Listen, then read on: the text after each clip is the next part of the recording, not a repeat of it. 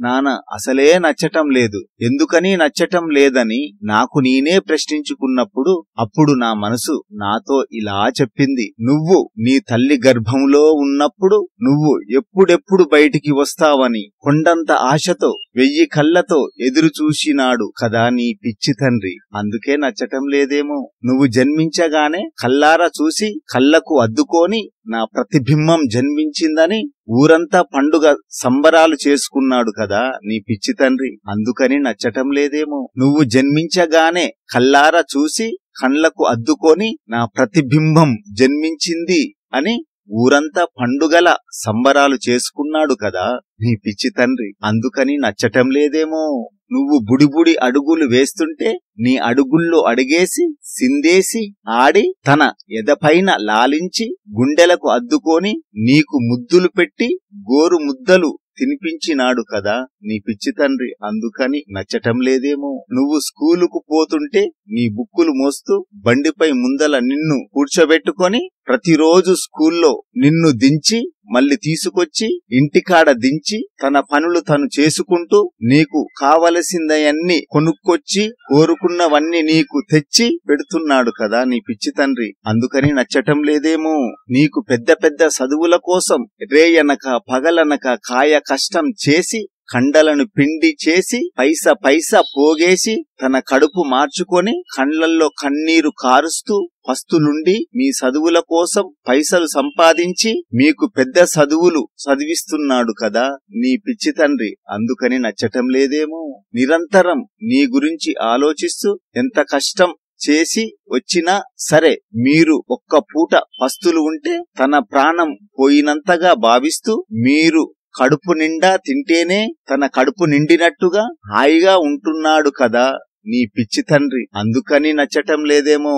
Hi మిత్రమా, ఈ video నచ్చితే తప్పకుండా సబ్స్క్రైబ్ చేసుకోండి. మీ ఫ్రెండ్స్ కు షేర్ చేయండి. మీకు నచ్చితే తప్పకుండా కామెంట్ పెట్టి ఇలాంటి వీడియోలు ఎన్నో మీ ముందుకు తీసుకొస్తాను. మీ జయరామ్ టీవీ. నాన్న అసలే నచ్చటం లేదు. ఎందుకని నచ్చటం లేదని నాకు నేనే ప్రశ్నించుకున్నప్పుడు అప్పుడు నా మనసు నాతో ఇలా చెప్పింది. నువ్వు నీ తల్లి గర్భంలో ఉన్నప్పుడు నువ్వు ఎప్పుడెప్పుడు బయటికి వస్తావని కొండంత ఆశతో 1000 కళ్ళతో ఎదురు చూసినాడు కదా నీ పిచ్చి తండ్రి. అందుకే నచ్చటం లేదేమో. నువ్వు జన్మించగానే కళ్ళారా చూసి కళ్ళకు అద్దుకొని నా ప్రతిబింబం జన్మించిందని ఊరంతా పండుగ సంబరాలు చేసుకున్నాడు కదా నీ పిచ్చి తండ్రి. అందుకని నచ్చటం లేదేమో. నువ్వు జన్మించగానే కళ్ళారా చూసి కళ్ళకు అద్దుకొని నా ప్రతిబింబం జన్మించింది అని ఊరంతా పండుగల సంబరాలు చేసుకున్నాడు కదా నీ పిచ్చి తండ్రి. అందుకని నచ్చటం లేదేమో.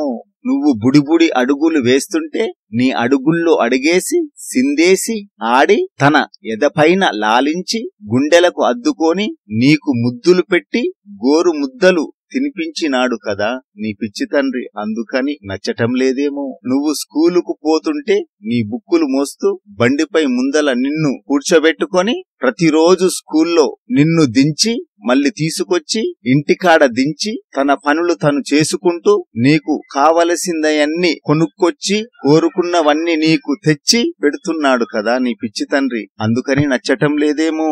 నీకు పెద్ద పెద్ద చదువుల కోసం రేయనక పగలనక కాయ కష్టం చేసి కండలను పిండి చేసి పైసా పోగేసి తన కడుపు మార్చుకొని కండ్లల్లో కన్నీరు కారుస్తూ పస్తులుండి మీ చదువుల కోసం పైసలు సంపాదించి మీకు పెద్ద చదువులు చదివిస్తున్నాడు కదా నీ పిచ్చి తండ్రి. అందుకని నచ్చటం లేదేమో.